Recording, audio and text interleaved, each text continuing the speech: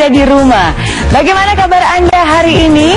Semoga semangat untuk meraih kesuksesan selalu bersemayam di hati kita semua. Ya, di balik kesuksesan pasti ada kegagalan. Di balik kegagalan tersedia pembelajaran. Dan di balik pembelajaran ada sebuah kunci keberhasilan. Dengan gagal, Anda semua akan mendapatkan pembelajaran. Dan dengan gagal, Anda semua akan semakin dekat dengan keberhasilan. Karena gagal adalah untuk berhasil. Saya Mary Riana dan seperti biasa malam ini saya ditemani oleh dua coach.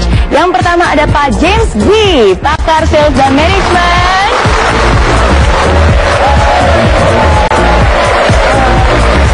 Dan yang kedua ada Pak Deddy Susanto, pakar pemulihan jiwa.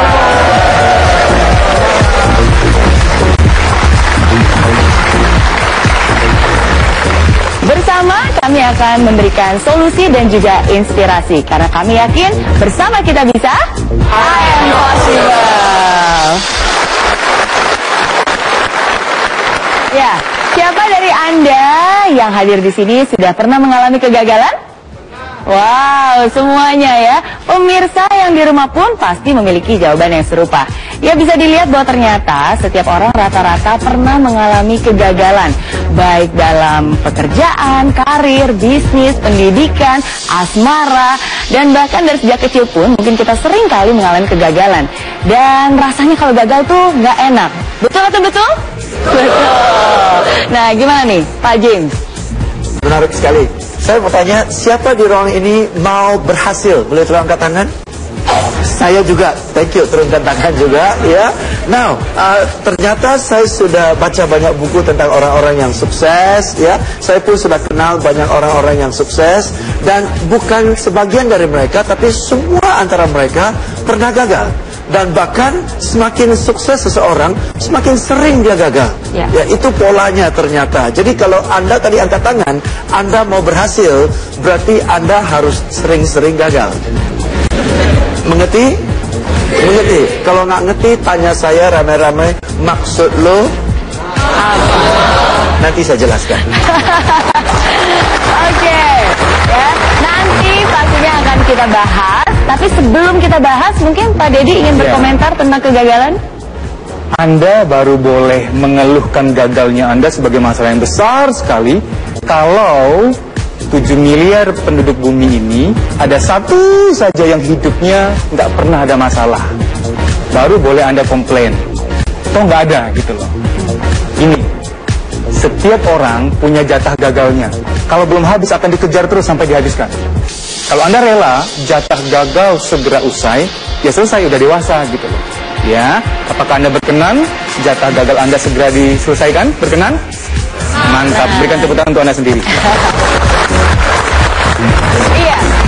Jadi, jangan memikirkan betapa besarnya kegagalan, tapi pikirkanlah betapa besarnya kesiapan kita untuk gagal. Jangan juga hanya memikirkan seberapa cerdasnya kita untuk mencari cara menghindari kegagalan, tapi pikirkan juga betapa pintarnya kita bisa selalu mengambil pembelajaran dari kegagalan itu. Karena sekali lagi, gagal untuk berhasil.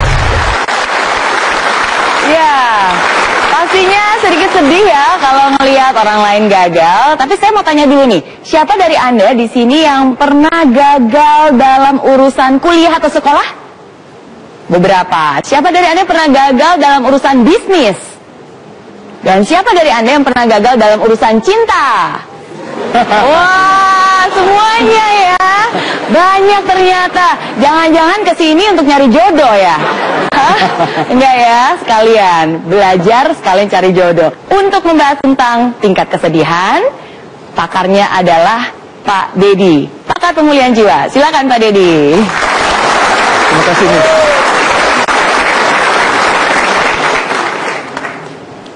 Jadi kesedihan itu sendiri wajar, ya. Kalau orang nggak pernah sedih, jangan-jangan dia nggak punya harapan. Jadi kita setuju dulu, orang bisa sedih karena dia merasakan, dia mempersepsikan bahwa antara kenyataan dan harapan dia itu berbeda, jauh berbeda. Sejauh apa kita sedih? Karena nanti masing-masing itu punya cara yang berbeda untuk menangani ya. Nah, mari kita akan belajar mendalam bahwa kesedihan itu ada 3 jenis ternyata ya, 3 kategori. Pertama adalah kesedihan level pertama, yaitu kesedihan yang wajar. Secara manusia, secara alamiah, kita semua pernah mengalami ini. Dan ini kita hanya butuh me time. Jangan ngepus diri, sekarang ini galau, langsung harus selesai 1 jam ini juga, nggak bisa. Anda melanggar hak asasi Anda sendiri gitu loh. Hak asasi manusia untuk dia galau, itu sah-sah saja. Dan Anda butuh me time. Besok semoga sudah usai. Karena kalau tidak dikelarkan sekarang, di galau yang kedua nanti, itu masih bawa rapelan yang sekarang. Karena belum selesai. Ya, sesekali Anda perlu buang sampah, curhat, menyendiri silakan, tergantung tipe Anda. Kesedihan tingkat kedua adalah kesedihan yang sudah lumayan mendalam. Dia sudah mulai melabel dirinya. Ya, dia merasa bahwa aku tuh kayaknya memang nggak bisa, nggak pantas untuk berbisnis. Aku memang kayaknya nggak beruntung, aku sial. Dan aku kayaknya memang nggak bisa diandalkan, aku nggak punya kemampuan yang diharapkan. Dia mulai melabel dirinya. Saya akan ibaratkan di sini ada sebuah madu, ini madu asli. Awalnya labelnya bagus. Ya, waktu kita lahir, bayi, balita, kita punya kepolosan, ketulusan, kesucian gitu ya. Baru kemudian balita itu bertumbuh menjadi bayi atau balita yang menjadi anak remaja, menjadi kanak-kanak yang pede atau nggak pede tergantung lingkungannya. Dia terlabel ya. Dalam perjalanan, sekolah, pekerjaan, bisnis, ada kegagalan. Kegagalan yang tidak bisa diikhlaskan dengan baik, tidak bisa disikapi dengan baik, akan menorehkan label, aku nggak mampu. Aku sial. Nasibku bukan untuk sukses. Jadi nggak karu-karuan nih, label-labelnya. Nah, ketika Anda merasa sedih yang level kedua, yang sudah mendalam gitu ya, aku nggak mampu, aku nggak bisa. Percayalah, itu hanya sugesti saja, itu hanya label. Mau nggak mau, suka nggak suka, Anda perlu melepaskannya. Dan pada kondisi ini, Anda masih bisa melakukannya bagi diri sendiri. Ayo, copot. Dengan sehari-hari berkata, aku mampu kok, aku bisa kok, gitu loh. Jangan sesekali melabel diri, aku sial, aku nggak mampu, hanya karena pernah gagal. Cepat atau lambat, Anda harus membantu diri sendiri ya, untuk melabel ulang. Ya, jadi sekarang ada label yang baru kita tempelkan, ya. Inilah harapannya, idealnya begini, Anda kembali. Setuju bahwa Anda perlu kembali? Setuju. Ingin kembali? Ingin. Itulah diri Anda sesungguhnya. Berikan tepuk tangan untuk diri Anda sendiri.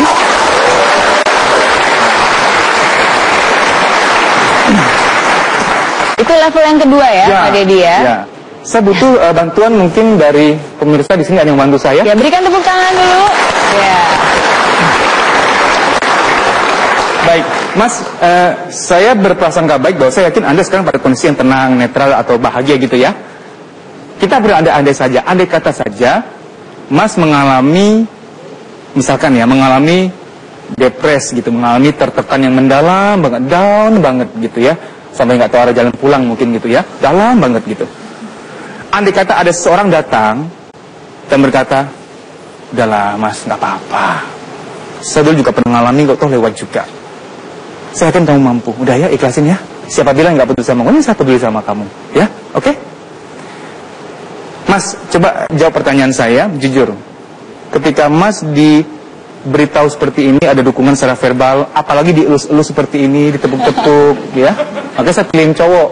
Kalau cewek nanti terjadi hal-hal yang diinginkan, ya.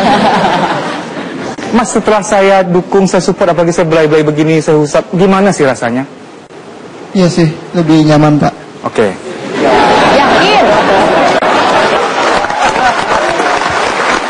Kira-kira Mas kapan-kapan kalau ada orang yang sedang down banget, ya sedang hampa banget, terpuruk banget, Mas berkenan nggak untuk membantu dia, mendampingi dia, ngajak ngobrol dan mensupport? Dah, nggak apa-apa. Udah, tenang aja, aku support kamu kok.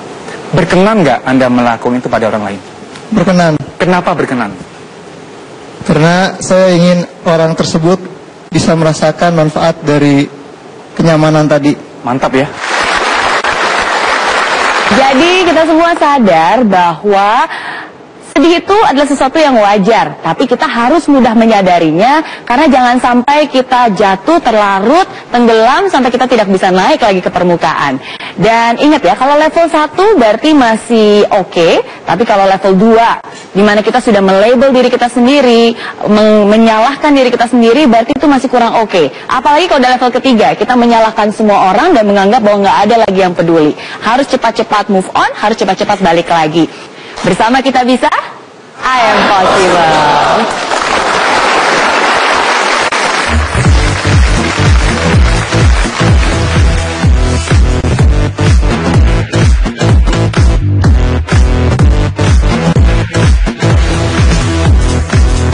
Kalau kita pikirkan solusi, berarti sekali lagi kita lari ke perpustakaan kita yang sebenarnya nggak ada jawaban.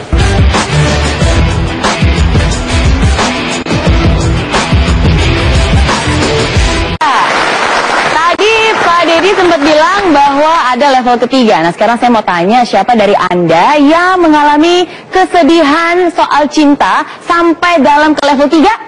Ada? Wah, kirain ya. Oke ya. Nah, siapapun Anda, ini adalah saatnya karena kita akan belajar yang namanya personal power. Bagaimana kita bisa mengembalikan kepercayaan diri itu, bagaimana kita bisa mengembalikan rasa optimis itu. Dan akan dijelaskan oleh Pak James. Silakan Pak James.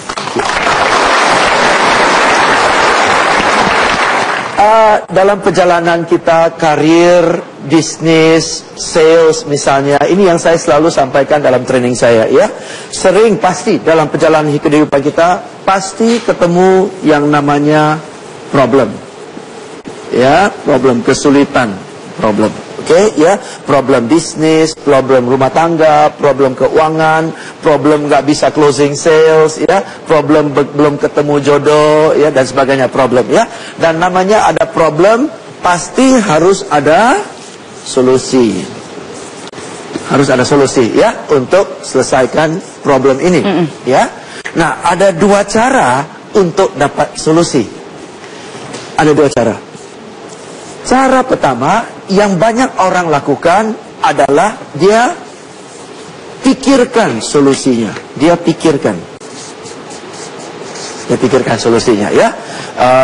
Bisnis saya belum maju-maju, bisnis saya belum untung, ya, atau apa yang saya tawarkan kepada pelanggan dia belum mau beli, ya, atau karir saya kok nggak maju-maju dan sebagainya, ya. Kalau Anda ada problem, jangan pikirkan solusinya, tapi cari solusi. Masuk akal? Kalau kita pikirkan solusi, berarti sekali lagi kita lari ke perpustakaan kita yang sebenarnya nggak ada jawaban. Dan kalau maksakan solusi, jawaban itu karangan, belum tentu sukses, tepat, benar? Mana yang lebih tepat, mana yang lebih accurate, mana yang lebih cepat sukses? Pikir atau cari? Cari. Boleh saya minta Anda semua angkat tangan kanan tinggi-tinggi, tepuk pundak sebelah kanan, katakan kepada dia, friend, mulai dari hari ini, kalau ada problem, tenang saja, cari solusi. Tangan kiri tepuk sebelah kiri, katakan kepada dia, friend, kalau Anda cari solusi, pasti ketemu. Karena jawaban ada di mana-mana. Berikan tepuk tangan untuk Anda.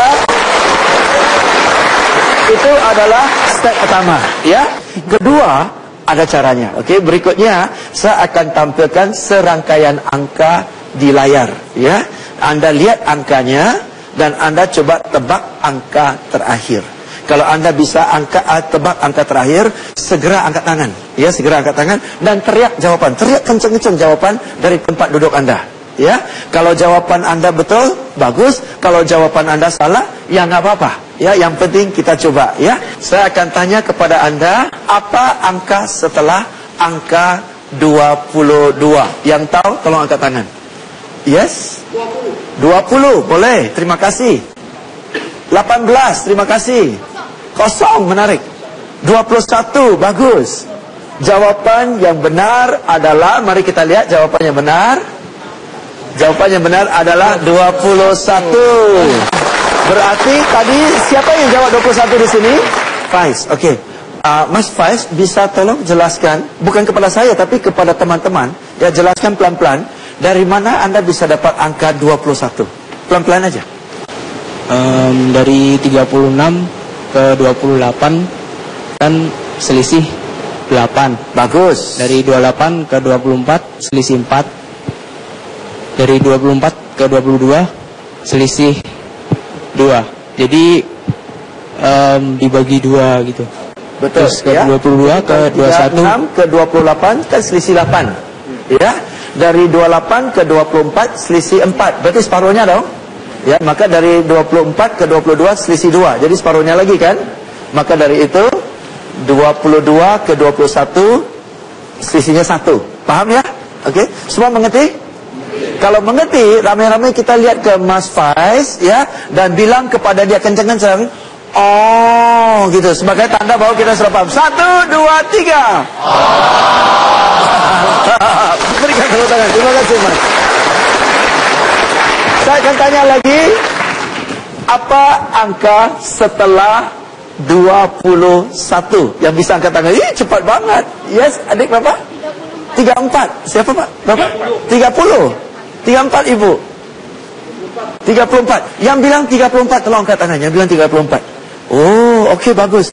Jawapan yang benar adalah 34. Okey.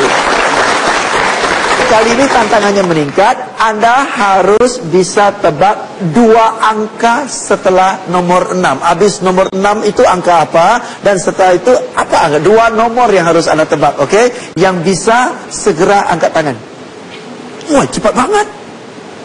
Ibu, ya. 11.5, Bapak? 11.5. 10.5. Dan mari kita lihat jawapan yang benar adalah 11 dan 5. Betul. Mantap. Jadi Ibu ya, jawab dengan benar ya. Nama saya Ella. Ibu Ella, silakan jelaskan nomor 11 ini dari mana Bu? 11 itu saya dapat angkanya, polanya urutan dari 1, 3, 5, 7, 9 ke 11. Karena berarti dia nomor ganjil naik terus. Nomor ya? ganjil naik terus. Bagus. Betul. 5 pula? Kalau 5 dari angka berurutan turun dari 10, 9, 8, 7, 6, lalu 5. Mantap. Semua paham teman-teman? Semua mengerti? Tadi kalau kita lihat angka-angkanya semata-mata teracak, betul? Tapi kalau kita pelajari baik-baik, ternyata nomornya tidak teracak, tetapi ada pola. Pola itu penting. Segala sesuatu ada polanya. Dari hal yang paling besar, alam semesta, keliling matahari, ada pola enggak? Dari hal yang terkecil, DNA kita, ada pola enggak? Segala sesuatu ada pola. Ya, jadi ingat, apapun yang Anda bekerjakan, ada pola. Ya, itu poin pertama. Poin kedua adalah, semua orang lihat ke angkanya, namun yang bisa tebak dengan betul, itu bukan semua orang.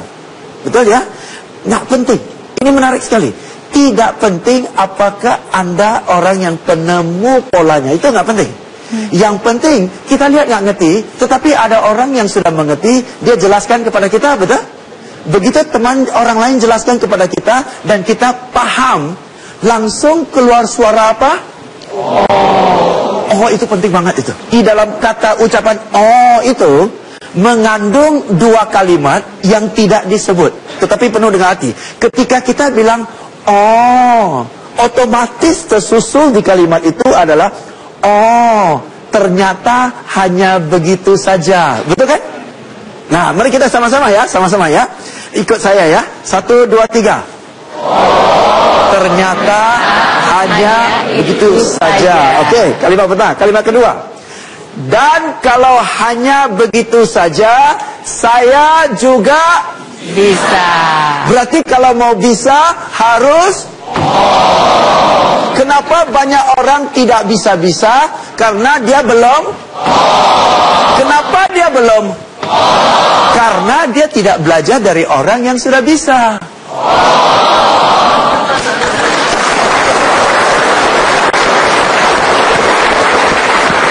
Ya, terima kasih Pak James. Dan ngomong-ngomong tentang saya punya satu contoh orang yang sudah dari dulu. Kenapa? Karena walaupun berkali-kali dia gagal, dia selalu cari solusi dan dia berhasil, dan bahkan pola itu pun diikuti oleh orang-orang luar biasa lainnya di dunia ini.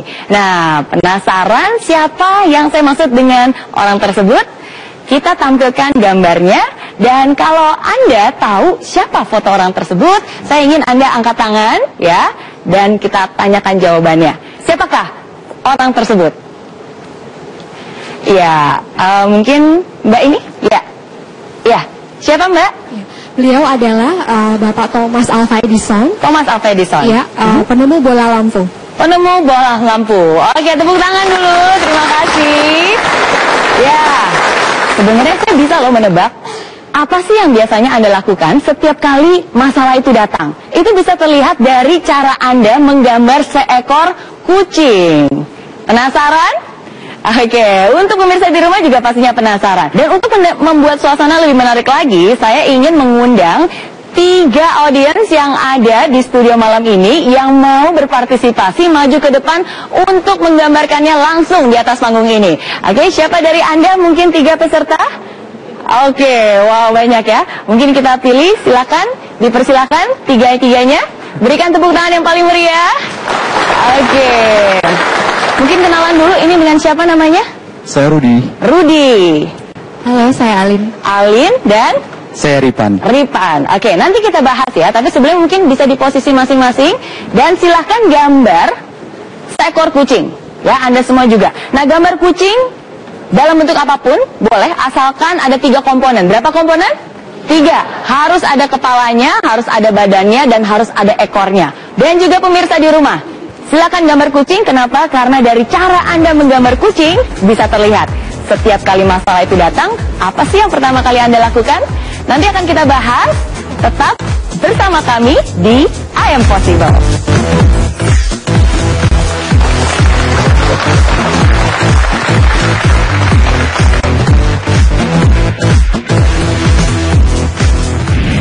Kegagalan itu ada loh untungnya.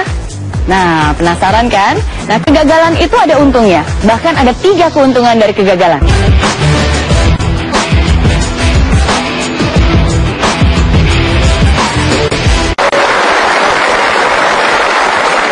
Masih bersama saya Mary Riana.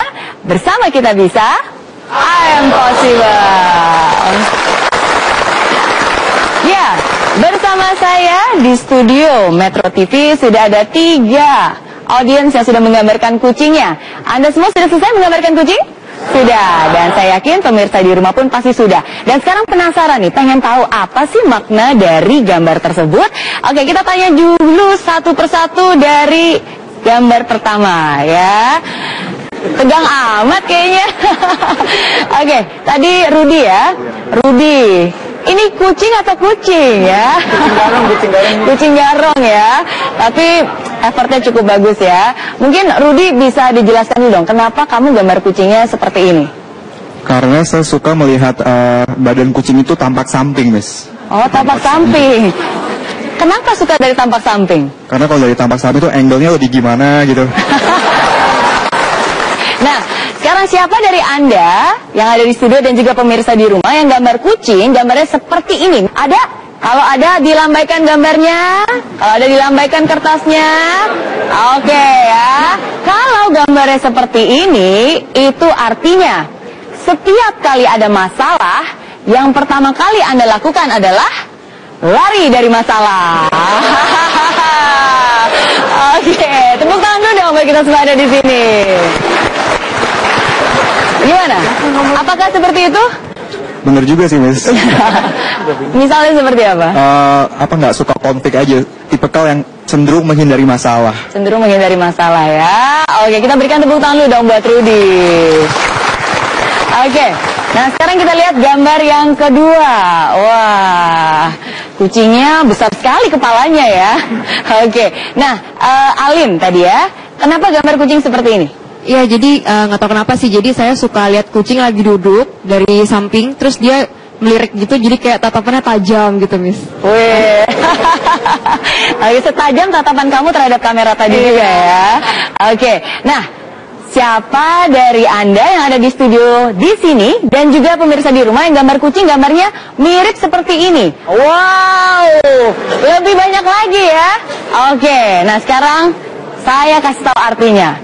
Kalau gambar Anda seperti itu, artinya setiap kali ada masalah, yang pertama kali Anda lakukan adalah Anda akan lihat dulu. Ini masalah gampang atau besar?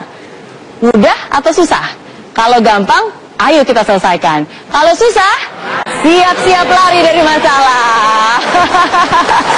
Oke? Oh ya, jadi dia lihat-lihat dulu nih situasinya. Betul. Oh betul?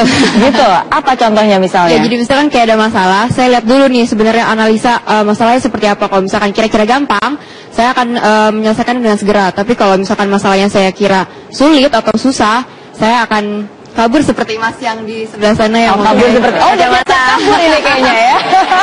Boleh kabur bareng dong, Boleh. Berarti siap-siap kalau gitu kabur bareng ya, dekat ya. Udah kenalan belum nih? Nah, kita lihat gambar yang ketiga. Oke, Ripan, kenapa kamu gambar kucing seperti ini? Kok kucingnya sedih amat ya? Galau. Ini level tingkat 3 ini ya.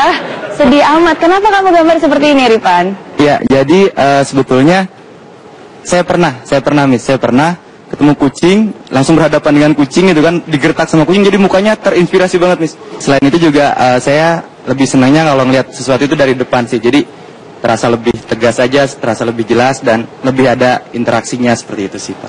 Oke, tepuk tangan dulu dong buat Ripan. Oke, nah penasaran kan? Tapi saya juga penasaran nih, siapa dari Anda yang gambar kucing, termasuk Anda pemirsa di rumah, gambar kucingnya seperti ini? Ayo, kalau ada gambarnya bisa dilambaikan? Oke, lumayan ya, lumayan. Oke, nah kalau gambar Anda seperti ini, artinya setiap kali ada masalah, yang Anda lakukan adalah Anda akan hadapi masalah itu, besar atau kecil, selesaikan sampai tuntas. Wah, langsung diedit ya gambar yang tadi ya, langsung diubah ya, jangan ya, oke? Nah, tanya dulu nih, benar nggak kira-kira seperti itu? Kurang lebih sih, betul banget, Miss. Gitu ya? Apa kan, contohnya misalnya? Jadi kalau saya sih orangnya kekeh gitu, misalnya kalau punya sesuatu yang saya inginkan, mau nggak mau itu harus dapat, entah sampai kapanpun itu harus dapat gitu. Oke, ya, luar biasa. Tepuk tangan sekali lagi dulu buat Ripan ya. Nah, 3 contoh. Tapi saya ada 1 gambar lagi. Nah, sekarang saya mau tanya, siapa dari Anda yang gambar kucing, gambarnya seperti ini? Semuanya ngadep ke belakang. Ada yang gambarnya seperti ini? Waduh, ternyata ada ya. Nah, kalau gambarnya seperti ini, itu artinya ada masalah, nggak ada masalah, emang saya pikirin, emang masalah saya ya. Ini artinya orang cuek ya, mau ada masalah nggak masalah dia nggak akan mikirin, oke? Oke, pertama-tama tepuk tangan dulu dong buat 3 audiens kita yang sudah berpartisipasi. Terima kasih, silakan duduk kembali. Ya, pembahasan yang sangat menarik ya pastinya. Ya, kenapa masalah itu harus bisa kita hadapi dengan tuntas? Dan bahkan bukan hanya kita hadapi, tapi harus kita syukuri. Karena kegagalan itu ada loh untungnya. Nah, penasaran kan? Nah, kegagalan itu ada untungnya. Bahkan ada 3 keuntungan dari kegagalan. Ada berapa? 3. Keuntungan yang pertama, kegagalan itu menciptakan kekuatan. What doesn't kill you makes you stronger. Harus menjadi pribadi yang kuat. Dan kegagalan itulah yang justru bisa menciptakan kekuatan. Itu keuntungan pertama. Nah, keuntungan kedua, kegagalan itu membuat kedewasaan. Betul? Ya, pastinya banyak dari kita bisa menjadi seperti kita sekarang ini, lebih dewasa, karena kita belajar dari kegagalan kita. Kadang-kadang Anda menang, kadang-kadang Anda belajar. Tidak ada yang namanya kegagalan, yang ada pembelajaran. Dan dari pembelajaran itulah kita menjadi lebih dewasa. Itu keuntungan kedua. Dan keuntungan ketiga dari kegagalan adalah kegagalan itu membuka kesempatan. Kegagalan membuka kesempatan. Banyak orang bisa sukses justru karena dia gagal di pekerjaan-pekerjaan sebelumnya, di usaha-usaha sebelumnya. Sesuatu yang awalnya terlihat seperti sebuah musibah, ternyata itu bukan musibah, tapi sebuah berkah, anugerah yang Tuhan sedang berikan untuk kita. Asalkan kita yakin, asalkan kita percaya. Bersama kita bisa, I am possible.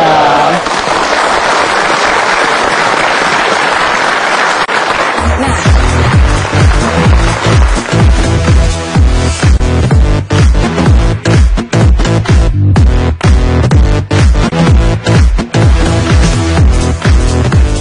terlepas dari Anda mampu atau tidak, karena soal mampu atau tidak Tuhan yang mampukan. Setuju? Setuju.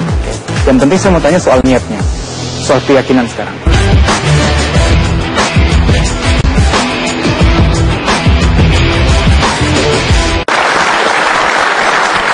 Nah, inilah saatnya saya juga ingin membuka kesempatan untuk audiens yang ada di studio yang ingin bertanya. Ya, silakan, Bapak yang ingin bertanya. Selamat malam, nama saya Slamet. Saya ini orangnya baperan, sering kebawa perasaan. Jadi ketika saya ketemu kegagalan, saya down. Dan saya susah move on. Kenapa bisa begitu? Terima kasih. Oke. Wah, pertanyaan menarik ya. Kalau gitu saya ingin mengundang Pak Slamet untuk maju ke depan ya. Karena saya ingin tanya-tanya lebih lanjut lagi nih. Bapernya seperti apa? Dan nggak bisa move on dari mana nih? Oke. Halo Pak Slamet. Ya. Nah, bapernya tuh seperti apa? Dan nggak bisa move on dari apa misalnya? Ketika saya gagal closing, saya coba sekali oke. 2 kali mulai turun. Ketiga kalinya mungkin saya emang nggak bisa jualan kali ya. Yang keempat kalinya syukur-syukur saya masih bisa coba lagi. Biasanya sih enggak. Seperti itu. Oh gitu ya. Gimana tuh? Oke, jualan ya. Kita semua pernah punya pengalaman di bidang sales. Nanti saya akan jawab, tapi karena ngomongnya tentang baper, kayaknya Pak Dedi nih ahlinya ya tentang baper. Kita kan sering dengar di sosial media baper, bawa perasaan seolah-olah negatif. Tapi saya ingin membalikkan itu, saya membuka mindset kita, ada hal yang unik. Saya akan menterapi Mas Slamet dengan baper juga. Tapi baper dengan aspek lain. Bawa perasaan ya. Siapa orang yang paling Mas Slamet perjuangkan dalam hidup ini? Ibu. Oke. Boleh nggak saya pegang mic-nya, tangan kananmu taruh di dadamu? Boleh nggak saya bertanya begini? Mana lebih penting, mamamu atau perasaanmu terhadap kegagalanmu? Ibu. Oke. Berikutnya, boleh nggak saya bertanya? Berkenan nggak Anda untuk menjawab ini? Demi ibu Anda, demi cinta Anda pada ibu Anda berkenan untuk menyikapi kegagalan dengan baik, sehingga kemudian Anda berhasil jauh lebih baik. Berkenan nggak? Ya. Oke. Yang ketiga, terakhir, terlepas dari Anda mampu atau tidak, karena soal mampu atau tidak Tuhan yang mampukan. Setuju? Setuju. Oke. Yang penting saya mau tanya soal niatnya, soal keyakinan sekarang. Seberapa yakin Anda bahwa cinta Anda pada ibu Anda itu memampukan Anda untuk bisa mengatasi semua persoalan kegagalan ini? Seberapa yakin? 80%. Oke, baik. Meskipun ibumu tidak ada di studio, Mas Slamet, mungkin sedang menonton. Ini penting ya, karena perlu ada saksi, ada public declaration. Coba berkata kepada ibumu yang mungkin sedang menonton, Ibu, demi ibu aku sanggup untuk ikhlas terhadap kegagalanku dan berusaha mencoba lagi. Ngomong langsung, beliau mendengarkan. Ibu, demi ibu aku sanggup. Katakan atas nama cinta aku mampu. Atas nama cinta aku mampu. Karena aku sangat mencintai ibu. Karena aku sangat mencintai ibu. Mohon doa restunya ya ibu. Mohon doa restunya ibu.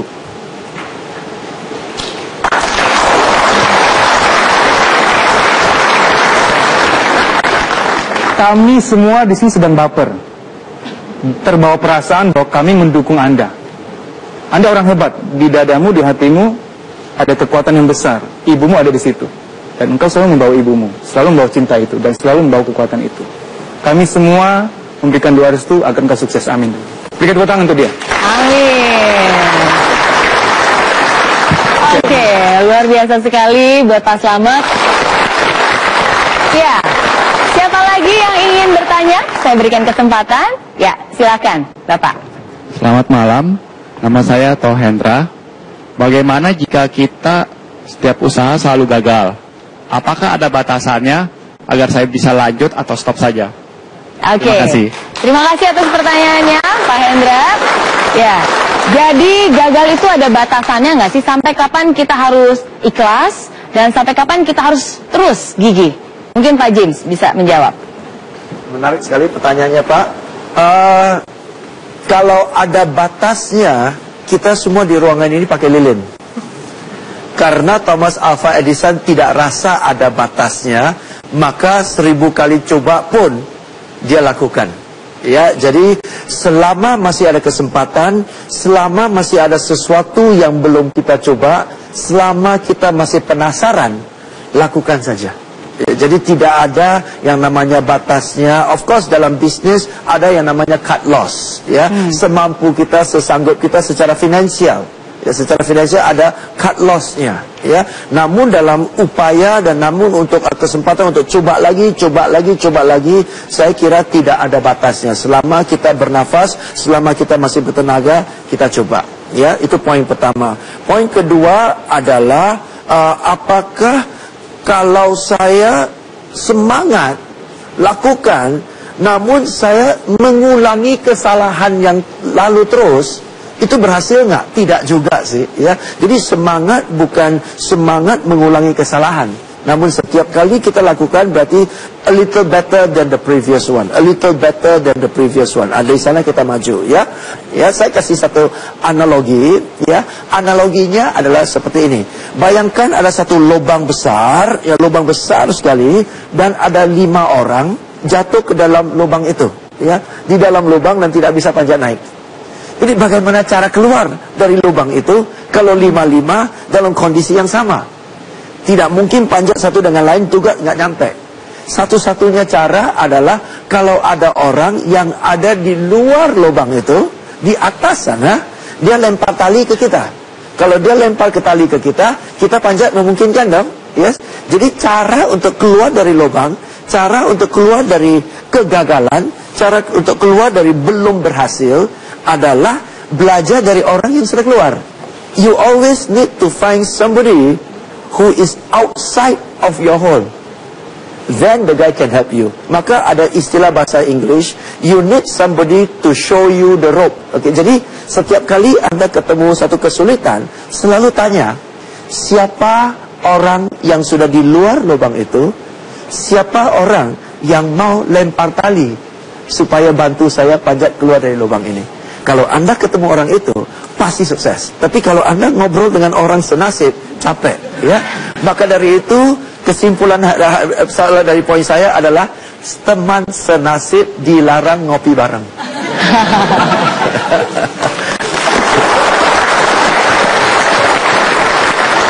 Oke, menarik sekali pembahasannya Pak James, ya. Nah, malam ini kita berkali-kali membahas tentang kegagalan. Semoga dengan ini kita sadar bagaimana respon kita terhadap kegagalan itu adalah satu hal yang penting. Jangan pernah galau. Kalau Anda galau itu ada singkatannya loh. Gelisah antara lanjut atau udahan. Fight till the end and never give up. Jangan pernah menyerah. Jangan pernah menyerah untuk mencoba dan jangan pernah mencoba untuk menyerah. Itulah kunci kesuksesan.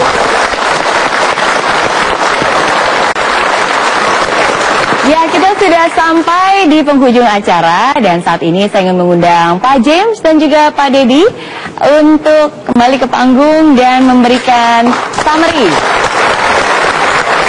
Yes, saya dari poin yang kita sudah bahas tadi, setiap antara kita pasti ketemu problem dan kalau ada problem harus cari solusi, ya. Dan ada 2 cara untuk temukan solusi. Satu, pikirkan solusinya. Kedua, cari solusi. Ya, cara yang lebih efisien, cara yang lebih tepat sasaran adalah cari solusi. Bukan berarti saya bilang jangan pikir sama sekali, bukan. Yang dipikirkan bukan bagaimana caranya, tapi yang dipikirkan adalah siapa yang sudah tahu caranya. Kedua adalah ingat yang tadi, itu penting banget, ya. Jadi selalu cari orang yang bisa bantu Anda temukan O itu. Karena O itu ada dua hal ya. Di dalam O ada ternyata hanya begitu saja. Dan kalau hanya begitu, saya juga bisa ya. Dan ketiga adalah kalau Anda mau keluar dari lubang ini ya, lubang masalah karir, lubang masalah keuangan, lubang masalah berumah tangga, selalu cari orang yang sudah ada di luar lubang itu sehingga dia bisa bantu tarik kita keluar dari masalahnya. Maka dari itu teman senasib dilarang ngopi bareng. Oke, Pak Deddy. Gagal seolah-olah rasanya pahit. Tapi tahukah Anda pahit itu perlu? Suatu saat ketika saya ketemu Mbok Jamu, iseng-iseng pengen minum jamu karena nggak pernah. Mana yang terbaik, Mbok? Ini ada Broto Wali. Saya nggak tahu apa-apa tuh. Saya masih ditipu juga akhirnya sih gitu. Pas diminum, pahitnya sedemikian luar biasa. Sama-sama saya bilang, Mbok ini lebih pahit dari hidupku, Mbok. Pahit banget. Broto Wali itu lebih pahit dari hidup. Harus coba. Pahit banget gitu ya. Tapi dia bilang, dia maksa saya, harus habisin. Hidup jangan makan yang manis-manis aja, nggak bagus, bisa sakit. Sesekali tawarkan dengan yang pahit gitu loh. Jadi ketika kegagalan datang, itu pahit-pahit yang memang perlu terjadi. Jatah-jatah sakit, jatah-jatah gagal yang harus Anda lalui. Kalau nggak selesai, tetap akan dikejar sampai habis. Mau selesai cepat atau selesainya lama? Cepat. Oke, Anda luar biasa, Anda hebat. Saya yakin Anda bisa, saya bisa, because I'm possible.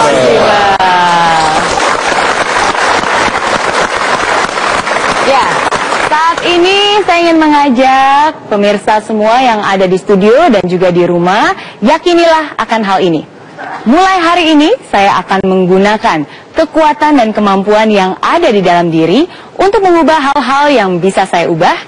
Dengan ketabahan, saya akan menghadapi hal-hal yang tidak bisa saya ubah.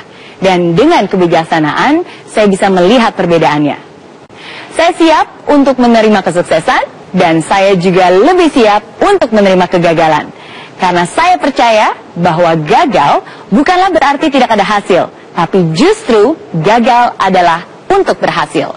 Demikianlah episode I'm Possible malam ini. Jangan lupa untuk follow Twitter account kami di @possiblemetrotv.